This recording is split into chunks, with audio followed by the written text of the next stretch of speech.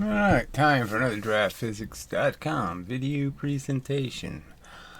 Alright, so the lever experiment from 2 weeks ago, the discussion, and it's 2 weeks, so nothing. So I could speculate that there's some sort of problem, like it isn't working the way he needs it to work, so he's working on it, trying to make it work. Yeah, probably. So I guess things will be different than he initially planned, because yes, he'll have to come up with some way of doing the experiment where everything's a little foggy, or foggy enough, that he can defend his position. I think that's what's happening. I'll assume it. Yeah. No accusations. No, I'm just saying. And yes, it's fine, really. 2 years of arguing about this crap. Waiting another 2 weeks shouldn't be a big deal. Waiting another 2 weeks shouldn't be a big deal. But it is sort of, because I'm getting tired of it. Anyway, but okay, so that's where we are. So anyway, there's conversation on the relativity subject that he did have time for, and he made 2 videos about. And I'm just arguing that their position is contradictory, and it really isn't a position at all. They won't concede anything. So I went and resorted to asking sort of direct questions, but they're really not. You can't form a question that's direct enough because they'll just use language tricks, to evade the simple question. I mean, does NASA use thrust? That is MV. Okay, does it just recognize that it's a mass moving a velocity and that's all it is? And that's what moves spaceships in space. Will they concede that or not? I mean, I could argue, would they concede that your fuel economy goes way up if you can go faster through gravity? I can't, I mean, they're simple enough questions and they just won't answer them. So I guess I have to resort to asking them in comments to see if I can get answers. So at least I got some answers. Whether they're any use or not, who knows? So I guess we'll just go over this one little part of. There's so much to this conversation that just hasn't been.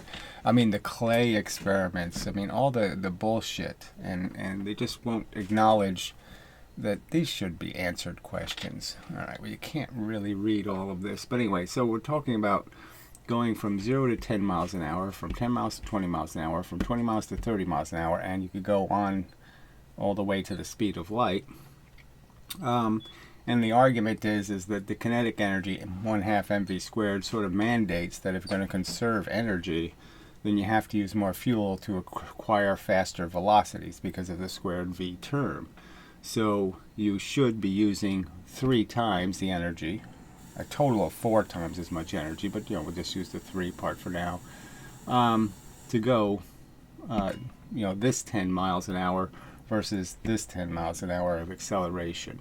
So these two accelerations, just like the spring compression, they're arguing that as you put one weight on, it doesn't do crap. It's hardly any energy. But you put the second equal weight on, all right, to go from 100 pounds you put on, you get 1 little unit of energy if you lift that weight off and use that spring compression. But if you add the second 100 pounds to make 200 pounds, now you add 3 units of energy. I mean, stuff that just can't make any sense, and I'm an asshole, some sort of deviant creepoid on the internet, because I dare to say that doesn't make any sense to me. And they just don't care. I mean, just shut up and calculate. They're all Feynmans. I don't really know the physical answer. I just want to believe in Randomo. Randomo, the random god. Anyway, so to get out of this, 20 to 30 is 5 times the fuel, that kind of thing. So it just gets worse and worse. And what their argument is that when you're going from 0 to 10 miles an hour, whatever fuel you're using, you're losing 99.9999999999999 all the way to the speed of light. Of the energy is lost. You went into the earth. So an entire gigantic, almost a nuclear bomb worth of energy went into your friction with the road or something. and you're only getting a tiny percentage. Okay, and then the percentage gets a little tiny bit better. It's still 99, but it's only 99 and 58 nines. It's now only 48 nines when you're going from 10 to 20, and then it's only 46 nines when you go from 20 to 30. And so all of these adventures are utilizing the fuel horribly. So it's like the bullet in the gun. They magically say the bullet has 2,000 joules, and the gun only has 2, the heavy thing. So the heavy thing got almost nothing, and the light thing got a ton of energy. I mean, so much that it's 1,000 times more energy. I mean, it's a gigantic difference of the energy, okay, the special energy thing. And you're saying, well, how does the gun know how to do that? What happens to Newton's third law? It certainly doesn't apply to this crap, okay. Obviously, Newton didn't believe in this crap, okay, so nothing he says was really relevant, because you can't apply his reasoning, because his reasoning didn't have this huge energy, free energy thing in it. So this is their relativity argument, and we know this relativity thing doesn't mean anything when the speed of your fuel is 1,000,000 times faster than you're going. So you're going to go 10 miles an hour. Your fuel could be going 1,000,000. It could be going 300,000. Okay, it could be going 100,000 miles an hour. It can be going very, very fast compared to you.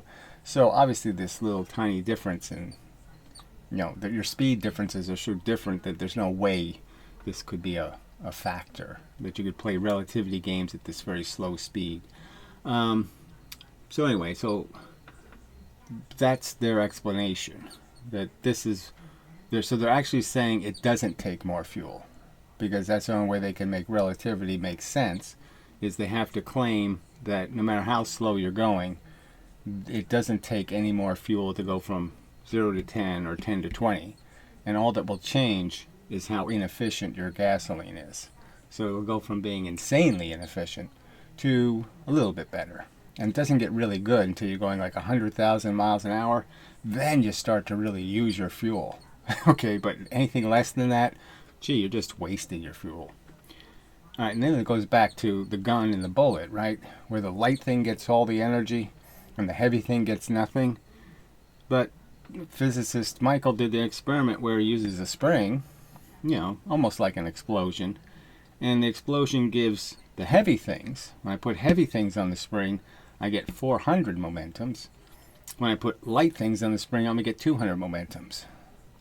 So in the terms of momentum, I'm getting a huge loss. Now the bullet in the gun conserves momentum, but springs don't. So somehow an explosion conserves the momentum, but this doesn't. And I'm supposed to make sense out of that. That's supposed to make sense to me, that the lighter the thing I put on here, the less the spring is able to push it. So lighter things are harder to push. Come on. And heavy things are easier to push. I can get more and more energy. So the heavier I go, the more momentum the explosion creates. Total momentum going in any direction. Like an explosion goes in both directions. So that's the context, sort of. I mean, it's only a piece of the context, because there's so many unanswered simple questions here. All right, so I said first he said I should read Chris Moore, whoever the hell that was, but there's no Chris Moore comment. If I accelerate a car from 0 to 10 miles an hour, do I use the same amount of gasoline to accelerate 10 to 20? Do I use the same amount of gasoline to accelerate from 90 to 100? I mean, this is a question their physics can't answer.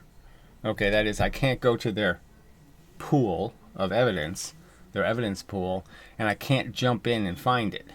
Okay, because the pool is, in fact, empty. Okay, virtually empty. The only thing in there is Steve and Bro, doing 3-card money tricks, and Ian Gosling. There is no evidence.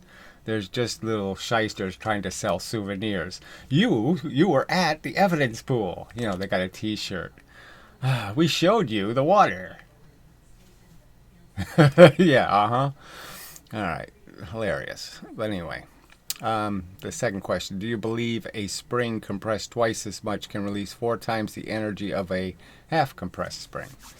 Do you believe that the same amount of explosive could create different amounts of total momentum disregarding directions? When it explodes, does it send little bits going in both directions, in all directions?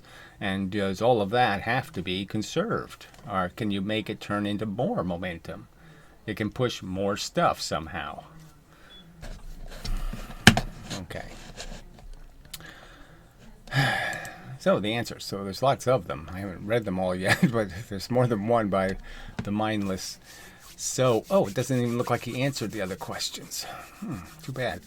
For one, to DS, I don't know enough about the workings of a car engine to provide an answer. So isn't that, why can't you concede that your science is so it's not even a fetus, it's a zygote.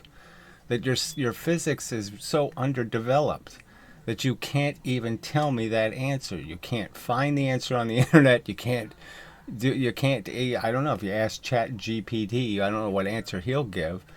But frankly, doesn't it seem a bit ridiculous that we, the interested, can't find the answer? That your science hasn't written that one down in a book on a piece of parchment somewhere, a rolled scroll.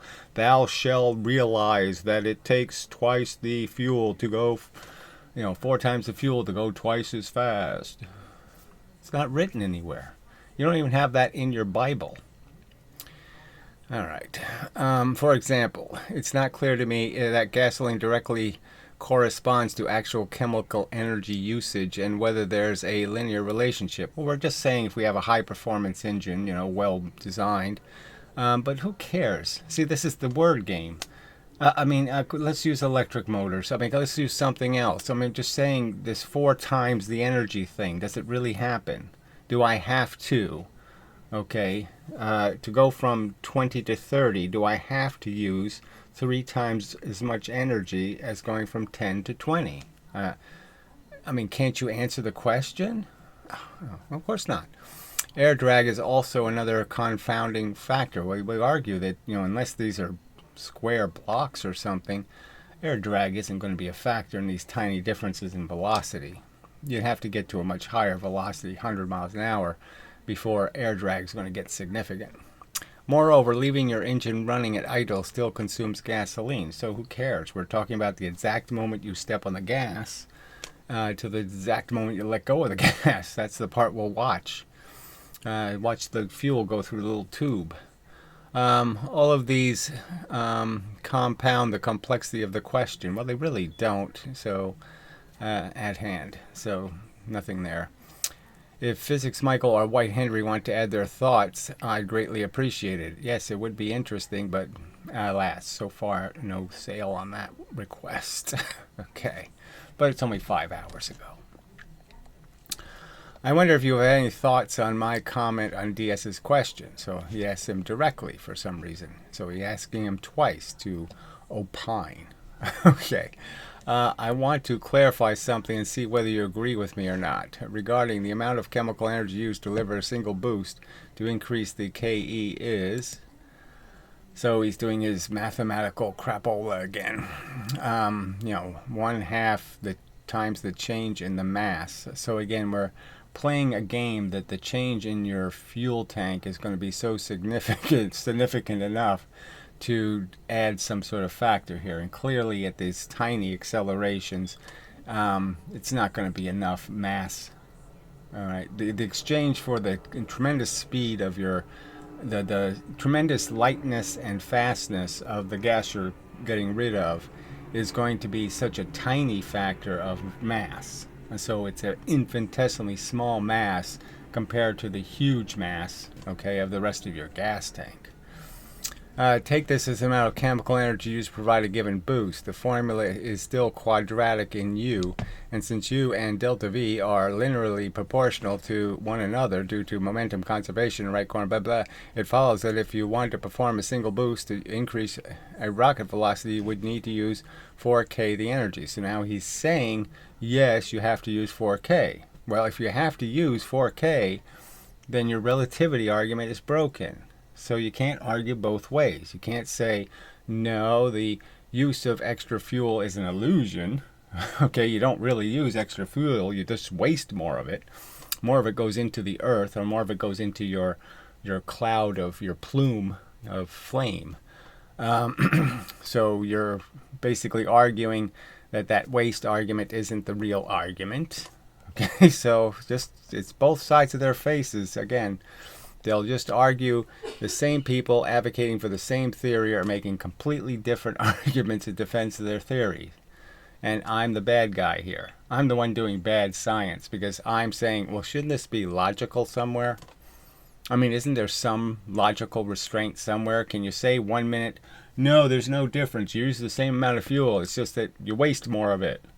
And then the next minute you say, well, no, you really do have to use the fuel because that's what the formula says. Do you agree with this? I don't agree that there's any such thing as kinetic energy, so of course I don't agree that you use 4 times the fuel. I agree you use the same amount of fuel to go from 20 to 30 as you went from 0 to 10, and for 400 to 410, and from 968,000 to 968,010. You always use the same amount of fuel because I don't believe there's any other thing in momentum.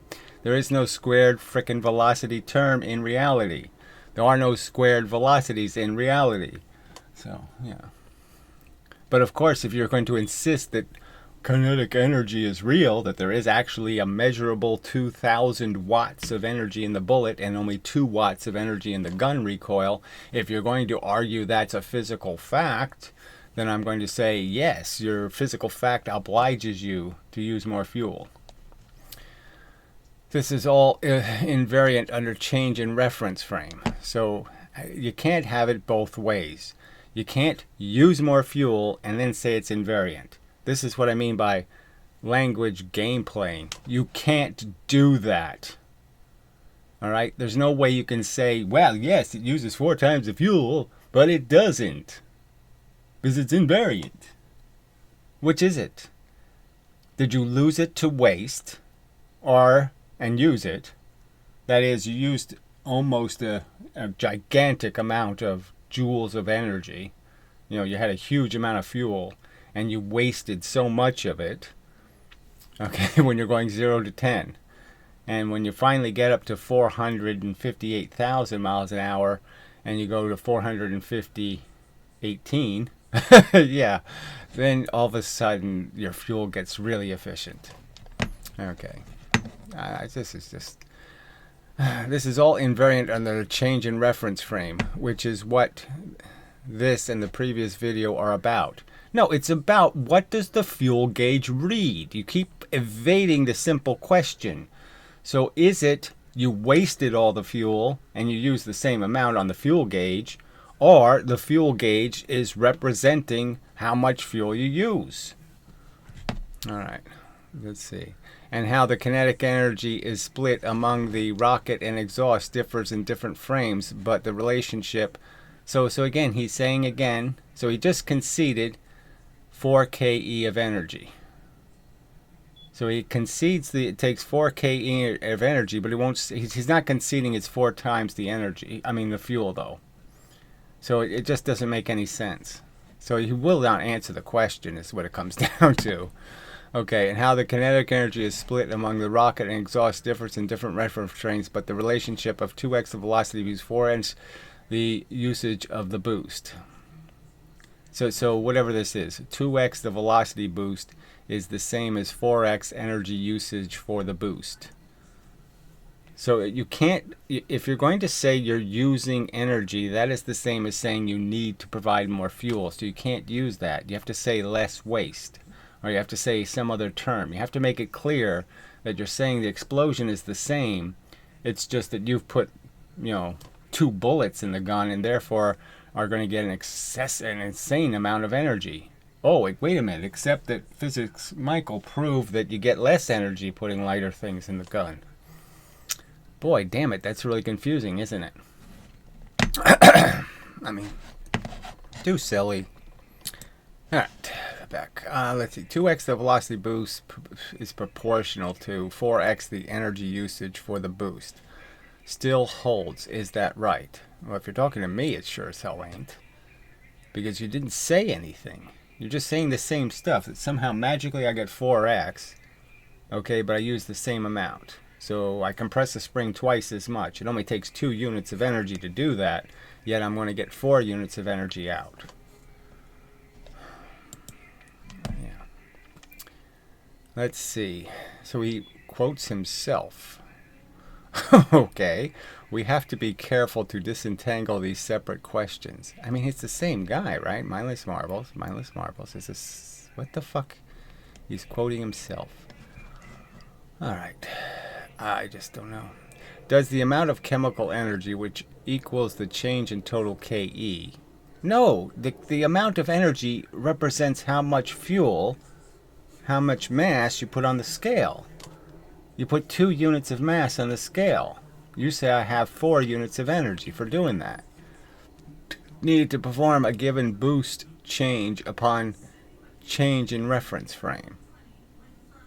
How much fuel are you going? How much fuel goes through the little, like I say, if we're using radioactive isotopes, how many radioactive isotopes have to go into the chamber, okay, to produce the outcome? Is it the same fuel amount, and it's just that you're wasting it because somehow you're not getting the energy out of it? Okay, at the slow speeds you're wasting a ton of the energy, and at the high speeds you're using more of the radioactive energy and doing more work with the radioactive energy. You're getting more work performed, that is preferential energy. You're getting more of the thermodynamic quality to go in the direction you want it to. I mean, you're just not answering the question. I want to know, does the fuel gauge read different? I don't care about what kind of bizarre hocus pocus you're going to apply to the fuel and say the fuel is now capable of making 5 times the energy or 10 times the energy or 100 times the energy or 500 times the energy. I don't care about that illogic. I just want to know, is the gunpowder the same amount of gunpowder? If you boost... If you do a boost to get an increase in velocity, yes, you use some chemical energy. So again, this playing with words about this chemical energy crap, this isn't about just chemical energy. It's about just pressurizing an air tank. Okay, so let's not pretend the fire extinguisher in the Gravity movie, right? It's not a chemical energy. You're not converting the chemistry. You're just taking advantage of the fact that you've compressed a gas. Oh, come on. Play fair. If you perform the same boost under the same conditions, same inertial mass, initial velocities, etc. Why would I do that? But this time you get an increase in velocity. Do you use 4x the chemical energy? This is a question to somebody? If you perform the same boost, well, how would the hell, if you boost and get an increase in velocity, you use some chemical energy. Well, you have to use something, right? The point is you're saying you waste a ton of it. Okay, an insane amount of it. If you perform the same boost under the same circumstances, same mass, same initial velocities, but this time you get an increase in velocity. I don't know how if it's the same initial conditions, then what are you talking about? Of course not. If you're going from 0 to 10, your theory is that that's different than going from 20 to 30. You have to explain the difference. I don't know how that question is just so useless. If you do 2 consecutive boosts, whatever that means, each giving you an increase in velocity, so they give you the same increase in velocity. Well, that would mean you're using the same fuel no matter what speed you're going from or to. That's the question I asked you. How does that compare to your scenario in 2? 2 is a completely different question. I mean, it's about a spring. I mean, you're sitting here, we have to be careful to de-entangle 3 separate questions. I don't know, what the hell? How are you de-entangling a frickin' simple question?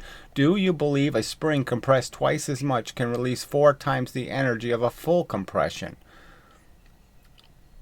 What's your answer? I compress the spring this much. I can get a certain amount of energy out of that spring. Then I compress the spring twice as much. I get a certain amount of pressure, force, out of the spring. Do I get 4 times the half as much? And you're answering the question? I don't think you are. Oh, that was just terrible. All right, so we're down here. All right, the last one. One last note. In the car example, assuming we make a vast simplifications, you can only push against the earth. So more of this crap that the earth is actually rotating, that it's not reflected energy.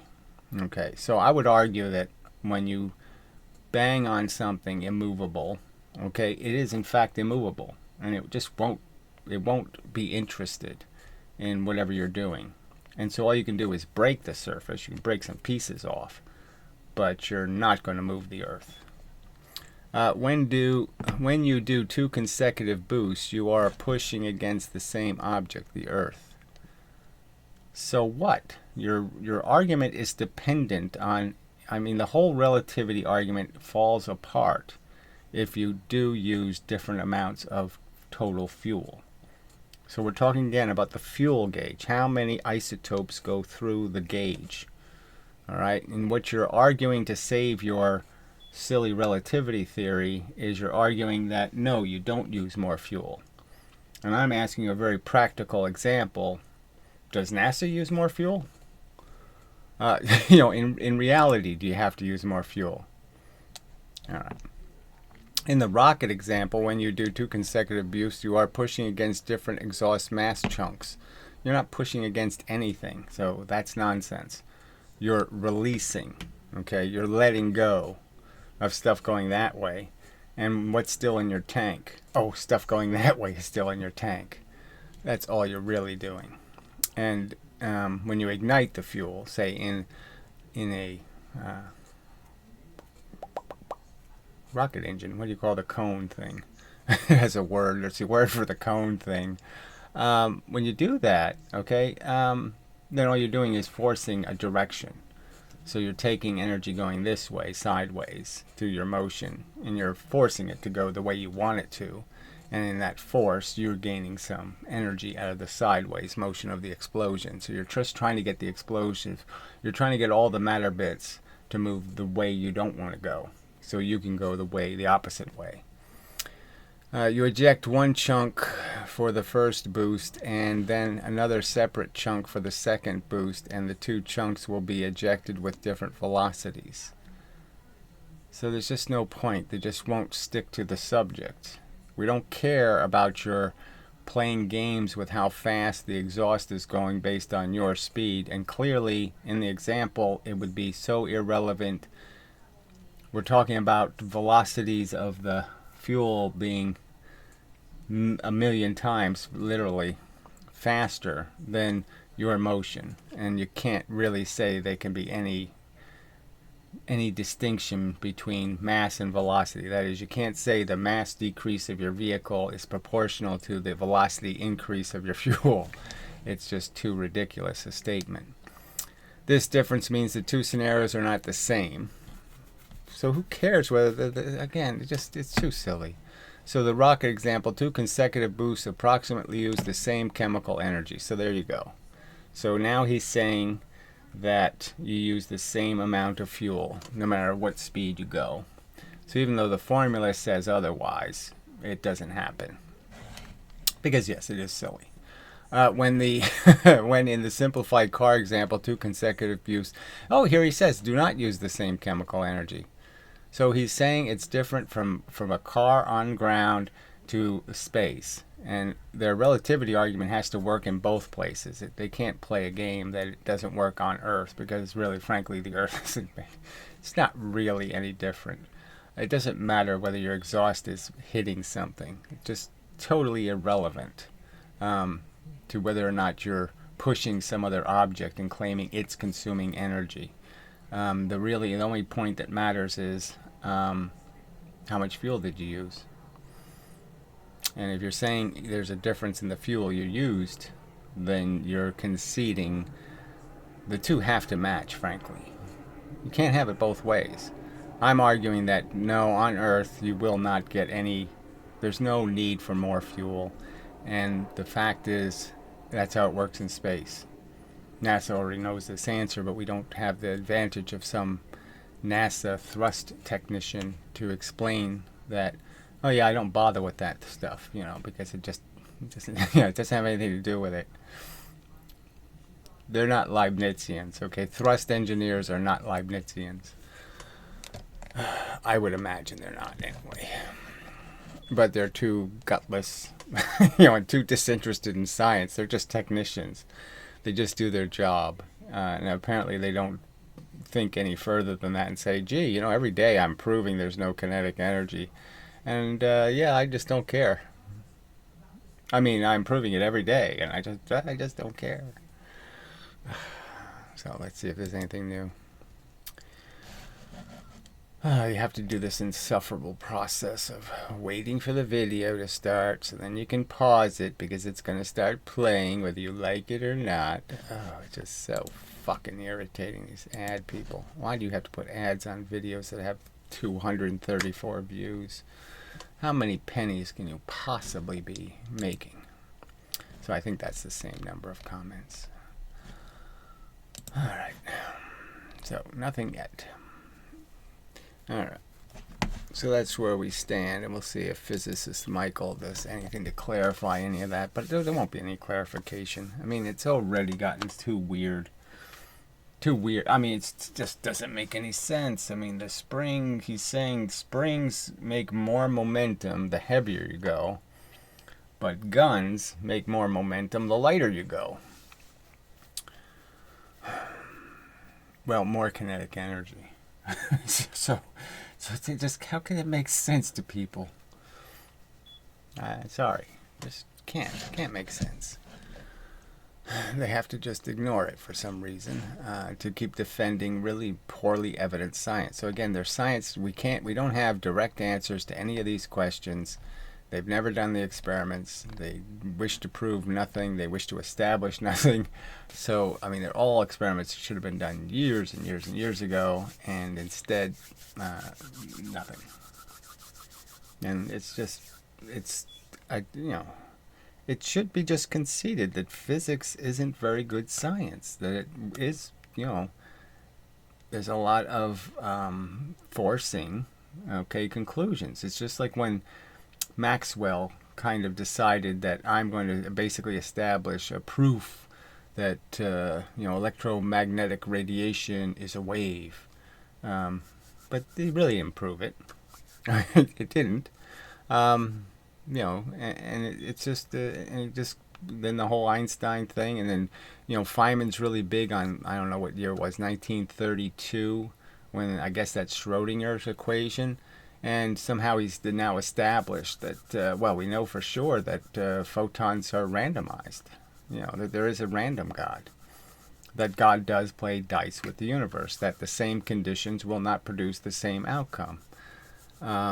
Because the random God will take over and screw it all up. I mean,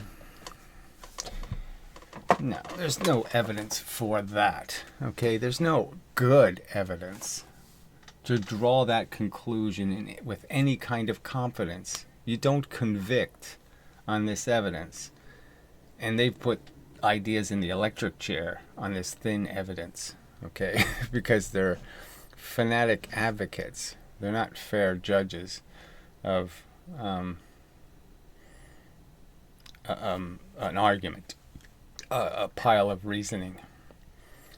They want to believe, and they'll take any excuse at all, to ignore the evidence, the counter arguments. That seems sufficient. So we'll see what happens. Hopefully, there'll be some action this week on the lever experiment, and then we'll have something else to argue. And I'm sure there's going to be arguments because it wouldn't have taken this long if it was as simple, an experiment as we desire it to be. All right, they're all a little bit There's always some little factor you have to account for, you know. That's why I really wanted to go with the pendulum and keep it really simple, just to see if levers can do the conversion. But whatever. Someday. So till the next time it's such, I think that's all we need, really. I don't know if I ever turned this comment thing on. I guess I probably didn't. It doesn't really matter. You don't need to see the comments. Doesn't help any, I don't think. So anyway, till the next time it's such, and so forth and whatnot.